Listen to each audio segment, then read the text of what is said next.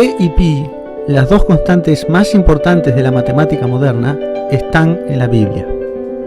Más de un milenio antes de que los matemáticos del mundo descubrieran los valores de esas respectivas constantes con la misma precisión, el verdadero autor de la Biblia ya las había colocado allí. Veremos en este video cómo pi, codificada como 3.1415, aparece en Génesis 1.1, el primer versículo del Antiguo Testamento y de toda la Biblia, y cómo e, codificada como 2.7183, aparece en Juan 1.1, el primer versículo del Evangelio de Juan en el Nuevo Testamento. También veremos que la probabilidad de que ambos eventos hayan ocurrido por casualidad es menor a 1 en miles de millones, y comprenderemos por qué no pudo ser una casualidad. La pregunta que surgirá entonces es, si el autor de la Biblia conocía esos números más de 1000 años antes de que la humanidad los conociese, y se tomó la molestia de codificarlos allí con la intención de que solo en nuestra época comprendiésemos que ya los conocía, ¿quién es el verdadero autor de la Biblia?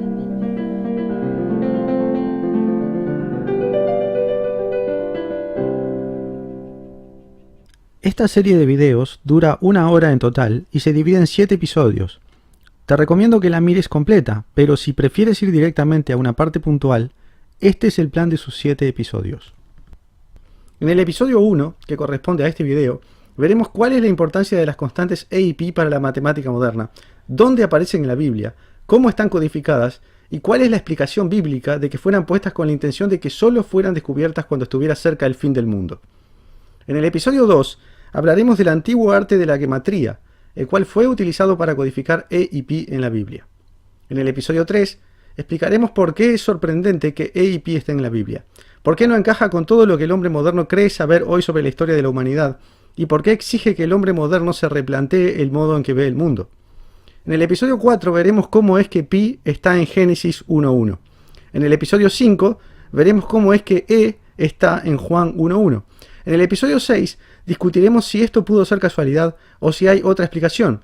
Responderemos una por una a las objeciones que el hombre moderno aferrado a su visión del mundo hará para negarse a aceptar que E y pi están en la Biblia. En el episodio 7 hablaremos sobre lo que la Biblia dice a propósito del engaño en que estará sumida la humanidad cuando se acerque el fin del mundo.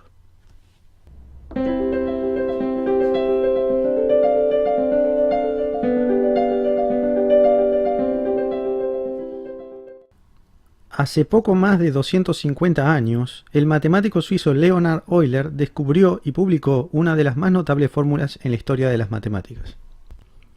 La fórmula de Euler relacionaba de un modo inesperado a la función exponencial con las funciones trigonométricas, seno y coseno, o lo que es lo mismo, a las funciones más importantes de dos áreas hasta entonces completamente distintas de las matemáticas.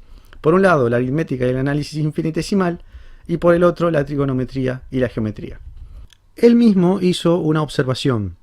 Si en su fórmula se consideraba el caso en que el ángulo θ vale pi, entonces se obtenía una igualdad matemática, conocida hasta hoy en su honor como identidad de Euler, y considerada unánimemente entre los matemáticos de hoy como la más bella de todas las fórmulas matemáticas, porque relaciona del modo más inesperado a 5 de los números más importantes de las matemáticas: 0, 1, i, e y pi. Sin adentrarnos en detalles técnicos, observemos que el encanto de esta fórmula radica en el modo inesperado en que, a través del número complejo i, se conectan las dos constantes irracionales más importantes de las matemáticas, E y pi. El resultado fue tan sorprendente en su tiempo que es en honor de Euler que hoy el número E se designa con esa letra, E, la primera de su nombre.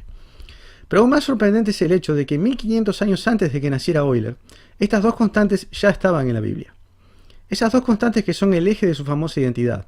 Esas dos constantes que son los dos números irracionales más importantes de las matemáticas, presentes en decenas de fórmulas fundamentales de varias ciencias, lo que es decir, presentes en casi todas las descripciones matemáticas que la ciencia moderna hace del universo, fueron puestas en la Biblia, y no fueron puestas para que las vieran los hombres de siglos pasados.